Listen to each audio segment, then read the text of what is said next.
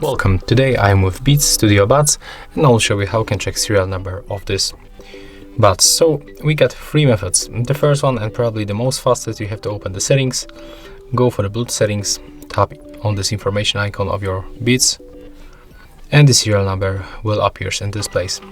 We can also check the serial number when we take a look on our Beats case. So basically in this place, let me remove the right earbud and I'm going to zoom in to show you how it looks inside.